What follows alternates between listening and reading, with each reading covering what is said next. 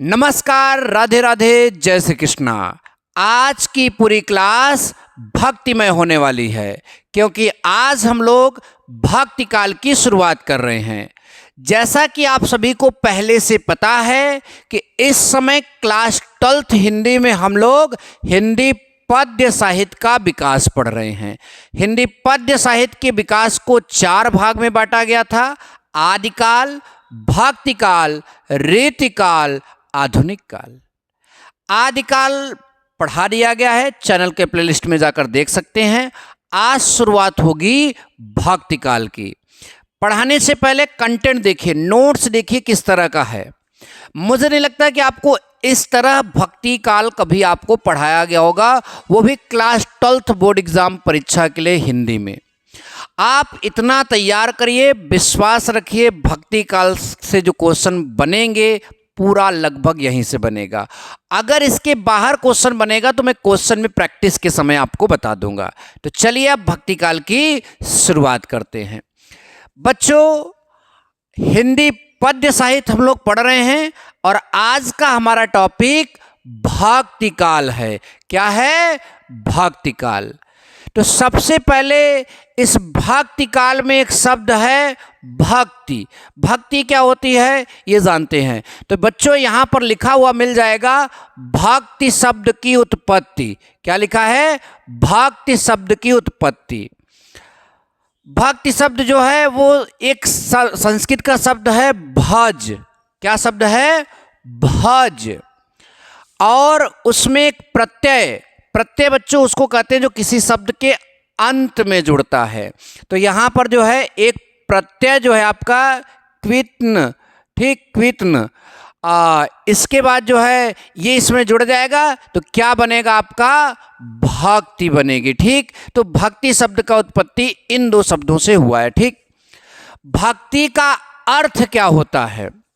भक्ति का अर्थ क्या होता है? तो बच्चों, भक्ति का अर्थ होता है ईश्वर के ऐश्वर्य में भाग लेना। जो प्रभु हैं, जो ईश्वर हैं, जो भगवान हैं, उनके ऐश्वर्य में भाग लेना क्या कहलाता है? भक्ति कहलाता है। तो ये ध्यान दीजिए, उनकी जो रचनाएं हैं, उनकी जो चीज़ें हैं, उसमें आनंद प्राप्त करना, ये आपका क्या कहलाएगा? भक्ति कहलाएगा। अच्छा, समय सीमा, यानी इस काल की समय सीमा क्या है भक्ति काल की? अगर हम विक्रम संवत लेते हैं, देखिए 2 तरह का कैलेंडर है। एक हम हिंदुओं का कैलेंडर विक्रम संवत होता है और एक जो है आपका जो ये अंग्रेजी वाला चलता है, ईयर वाला, ईस्वी वाला, एक ये होता है। तो विक्रम संवत में बात करेंगे तो 1375 से 1700 विक्रम संवत तक माना जाएगा और सन में बात करेंगे तो 1318 से 1643 तक ये माना जाता है। भक्ति काल के कुछ अन्य नाम भी हैं, कभी कभी पूछे जाते हैं। तो अन्य नाम में पहला नाम है हिंदी साहित्य का स्वर्णकाल। कभी कभी डायरेक्ट ऐसे क्वेश्चन करेगा, हिंदी साहित्य का स्वर्णकाल किसे कहते हैं या स्वर्णकाल किस काल को कहते हैं? तो भक्ति काल को। किन्होंने ये नाम दिया था? George Grierson. ठीक, जॉर्ज ग्रियर्सन ने जो है भक्ति काल को एक नाम दिया, हिंदी साहित्य का स्वर्णकाल। अगला है बच्चों हिंदी साहित्य का स्वर्ण युग। हिंदी भक्ति काल को हिंदी साहित्य का स्वर्ण युग भी कहा गया। किसने कहा? श्याम सुंदर दास ने। श्याम सुंदर दास ने। अगला है कलात्मक उत्कर्ष का काल। कलात्मक उत्कर्ष का काल पृथ्वीनाथ कलम कुलक्षेत्र, पूरा इनका नाम है पृथ्वीनाथ कलम कुलक्षेत्र ने जो भक्ति काल का नाम दिया वो कलात्मक उत्कर्ष का काल बोला। एक नई दुनिया, हजारी प्रसाद द्विवेदी के अनुसार जो है भक्ति काल को एक नई दुनिया नाम दिया गया है। ये बात आप लोग बिल्कुल बिल्कुल ध्यान में रखेंगे, बिल्कुल ध्यान में रखेंगे। सबसे ज़्यादा महत्वपूर्ण स्वर्ण काल या स्वर्ण युग, भक्ति काल को स्वर्ण काल कहते हैं या इसी को स्वर्ण युग कहते हैं, ये सबसे ज़्यादा महत्वपूर्ण है। आई होप कि आपको यह बात समझ में आ गया। अब भक्ति काल का विभाजन, यानी भक्ति काल जो है उसको कितने भागों में बांटा गया है? तो बच्चों भक्ति काल को मुख्य रूप से 2 भागों में बांटा गया है। पहला निर्गुण भक्ति धारा और दूसरा सगुण भक्ति धारा। पहला निर्गुण भक्ति धारा, दूसरा सगुण भक्ति धारा। निर्गुण भक्ति धारा को हम निर्गुण भक्ति काव्य भी कह सकते हैं, सगुण भक्ति धारा को हम लोग सगुण भक्ति काव्य भी कह सकते हैं। अच्छा, निर्गुण का मतलब क्या होता है? देखिए, निर्गुण का अर्थ होता है कि ऐसी भक्ति जिसमें भगवान के आकार को ध्यान ना रखा जाए, उनके किसी गुण को ध्यान ना रखा जाए, और तब अगर आप जो है भक्ति करते हैं तो ऐसी भक्ति निर्गुण कही जाती। मतलब भगवान को आकार में नहीं बांधा जाएगा, जैसे सगुण में आकार में बांध दिया जाएगा। जैसे भगवान शंकर के जो है ये सांप है, ये चंद्रमा यहाँ पर है, तो आप उनको आकार दे रहे हो। यानी निर्गुण का मतलब होता है निराकार, भगवान को निराकार रूप में लेते हैं, और सगुण का मतलब उनको किसी रूप में लेते हैं, उनके किसी गुण को लेते हैं। तो ये मोटा मोटा फर्क है निर्गुण भक्ति धारा और सगुण भक्ति धारा। बच्चों, निर्गुण भक्ति धारा जो है उसको भी दो भागों में बांटा गया। पहला ज्ञान मार्गी और दूसरा प्रेम मार्गी। ज्ञान फैलाने वाला भक्ति ज्ञान मार्गी है, और प्रेम का संदेश देने वाली भक्ति आपकी प्रेम मार्गी है। बच्चों, यहाँ पर जो है ज्ञान मार्गी में संत हुए हैं और प्रेम मार्गी में सूफी हुए हैं। तो संत और सूफी मतलब ज्ञान मार्गी जो कवि होते हैं वो संत हैं, और प्रेम मार्गी जो कवि हैं वो आपके सूफी हैं। ज्ञान मार्गी कवियों की अगर बात करें तो 4 नाम आप लोग याद रखिएगा, वैसे और भी हैं, ये बहुत महत्वपूर्ण नाम हैं। कबीर, गुरु नानक, रामानंद और रैदास। कबीर, गुरु नानक, रामानंद, रैदास, ये ज्ञान मार्गी जो हैं संत कहे जाते हैं निर्गुण भक्ति धारा के। प्रेम मार्गी में बात करें, मलिक मोहम्मद जैसी, मलिक मोहम्मद जैसी, कुतुबन और उस्मान। मलिक मोहम्मद जैसी, कुतुबन और उस्मान जो हैं वो प्रेम मार्गी अर्थात सूफी संतों में आते हैं।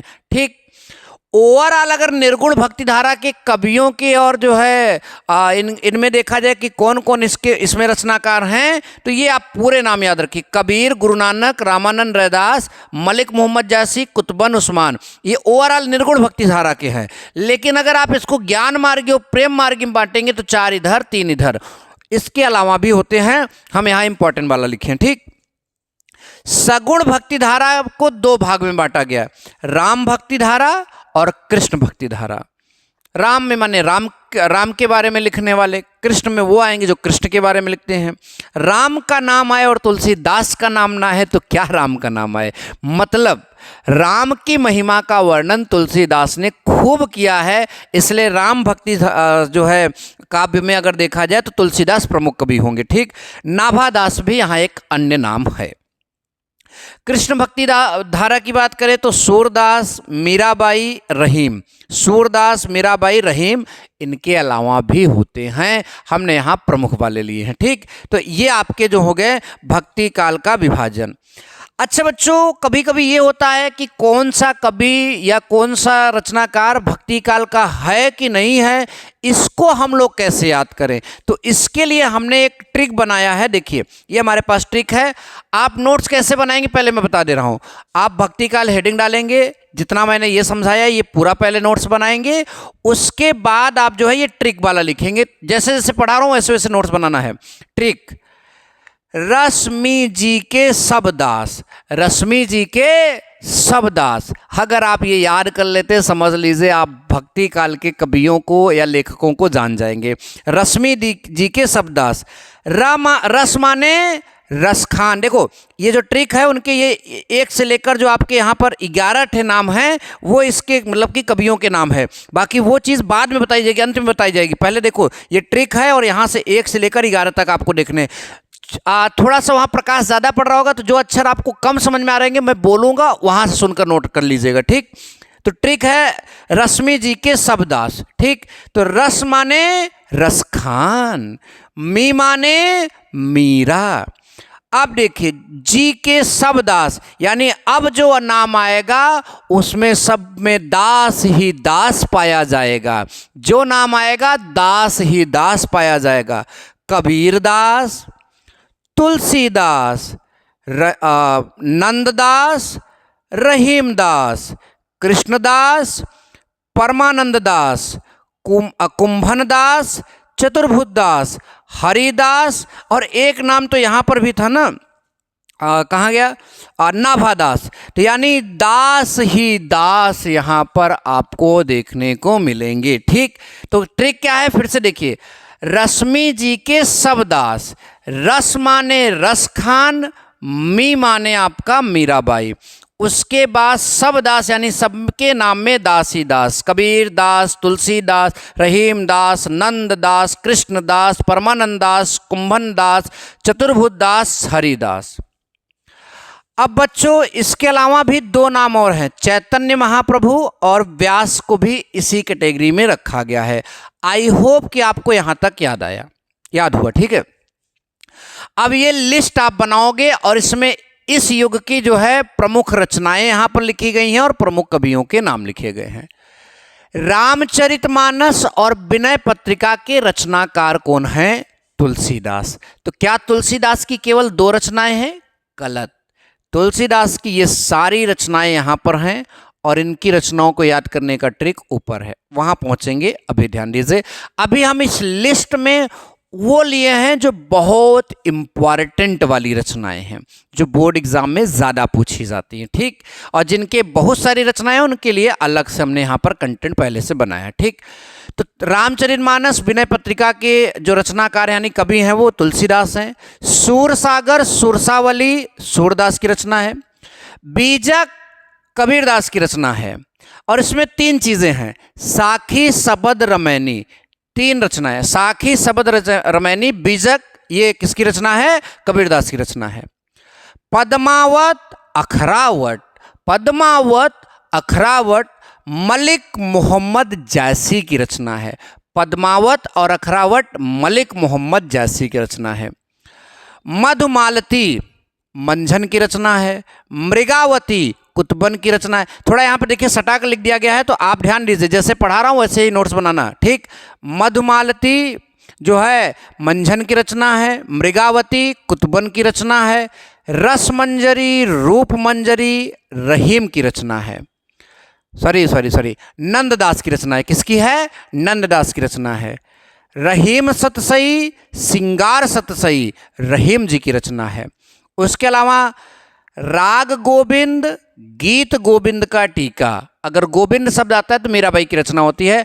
और एक बात मैं बोलना चाहूँगा कि आप और रचनाओं को भी शामिल कर सकते हैं अगर बुक में मिल रहा है। ठीक है, हमने इंपॉर्टेंट वाला यहाँ पे लिया। ठीक, उसके बाद जो है गुरु ग्रंथ साहिब गुरु नानक ने लिखा है। बानी रैदास ने लिखा है। और अष्टयाम जो है नाभादास की रचना है। यहाँ तक बच्चों आपको समझ में तो आया ही होगा। अब हमारे पास जो है तुलसीदास की ये पहले रचनाएं हम लोग पढ़ लेते हैं और फिर ट्रिक बहुत ज़बरदस्त है, ध्यान दीजिएगा। तुलसीदास की कुल सारी 11 रचना है। जानकी मंगल, पार्वती मंगल, दोहावली, कवितावली, विनय पत्रिका, रामचरितमानस, रामलला, नहछु, रामाज्ञा प्रश्न, बरवे रामायण, कृष्ण गीतावली। कृष्ण गीतावली शायद यहाँ पर 2 बार हो गया है। ठीक, अच्छा बच्चों यहाँ पर इसको कैसे याद करेंगे? तो देखो लिखा है, जापान के 2 कवि राम व कृष्ण के जैसे हैं। जापान के 2 कवि राम व कृष्ण के जैसे हैं। जा माने जानकी मंगल, पा माने पार्वती मंगल, न का कोई अर्थ नहीं है। उसके बाद देखिए क का भी कोई अर्थ नहीं है। दो माने दोहावली, फिर कम यहाँ क माने कवितावली, वे माने विनय पत्रिका। फिर से समझिए, जा माने जानकी मंगल, पा माने पार्वती मंगल और न और का कोई अर्थ नहीं। दो माने दोहावली, क माने कवितावली, वी माने विनय पत्रिका। उसके बाद बच्चों आएगा राम। राम से आपको 4 रचनाएं देखने को मिलेंगी, 1 2 3 4। ठीक, रामचरितमानस, रामलला नहछु, रामाज्ञा प्रश्न, बरवे रामायण। रामाज्ञा प्रश्न और बरवे रामायण। ठीक, उसके बाद बच्चों कृष्ण आएगा, तो कृष्ण गीतावली और शायद कृष्ण संदीपनी था, यहाँ पर मैं एक रचना भूल रहा हूँ जो कृष्ण से ही आएगा। ठीक है, तो कृष्ण गीतावली और कृष्ण यहाँ पर 2 बार हो गया, तो शायद संदीपनी करके ऐसा कुछ है, याद नहीं आ रहा, आप उसको बुक्स में देख लीजिएगा। तो इस तरह से जो है आपका ये याद भी हो जाता है। अब सूरदास का, अंत में सूरदास का लिखेंगे सूरसागर, सूरसावली, सूरपचीसी, साहित्य लहरी, गोवर्धन लीला, नाग लीला, पद संग्रह। सूरदास की रचनाओं में सूर शब्द ज़्यादा शामिल होता है। सूरसागर, सूरसावली, सूरपचीसी और उसके बाद साहित्य लहरी। फिर गोवर्धन यानी कृष्ण के बारे में लिखा है तो गोवर्धन लीला, नाग लीला, पद संग्रह। तो इस तरह से आप लोग जो है भक्ति काल शायद तैयार कर लिए होंगे। वीडियो पसंद आया हो तो पहले शेयर कर दीजिए, उसके बाद लाइक करिए और अब इस चैनल को सब्सक्राइब कर लीजिए। आगे भी ऐसे वीडियो लाएंगे, इसीलिए कह रहा हूँ। ठीक, मिलते हैं नेक्स्ट वीडियो में। Thank you so much. जय हिंद, वंदे मातरम।